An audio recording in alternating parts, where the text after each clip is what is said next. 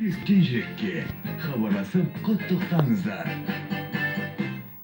Құрметті көрермен тыңдарман, жүректен жүрекке құттықтау сазды бағдарламасы әрмен қарай өз жалғасын табуда. Хаттарыңызды жазыңыздар, жақындарыңызды жылы сөзбен қуантыңыздар. Біздің байланыс нөмірлеріміз 8700-111-8946. Біздің WhatsApp нөмірімізге тағы да сіздер бір минутқа сыйдырып аудио хабарлама жолдай аласыздар, немесе тікелей хабарласамын дейтін болсаңыздар 872-12-911-111 нөмірін теріп қоңырау шалыңыздар. Бізге әдеттегідей Мирас мырзамыздан хат келген екен. Құлақ тұрыңыздар, сәлеметсіздер ме? Жаңа ФМ, Баян ханым қалыңыз қалай? Дүйсенбі күніңіз сәтті өтсін. Зор денсаулық, қажымас қайрат тілеймін. Әрқашан жүзіңізден күлкі кетпесін. Бақытты болыңыз деген Павлодар қаласынан Мирас мырза деп өзінің хатын жолдаған екен. Және де ән сұрап жатыр екен. Қайрат Нұртастың мазала деген әнін қойып берсеңіздер тамаша болар еді деп хатын жолдаған екен. Ендеше Мирас мырза, сіздің хатыңызға біз өте қатты ризамыз. Сіздің хатыңызды оқығанымызға, сіздің хатыңыз келгенде біз өте ерекше қуанышымыз. Өйткені біздің ең тұрақты тыңдармандарымыздың бірі өзіңізсіз.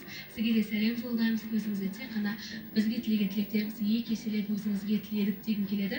Және де сіздің құрметіңізге Қайрат Нұртастың мазала атты әнін қойғым келіп отыр, қабыл алыңыз.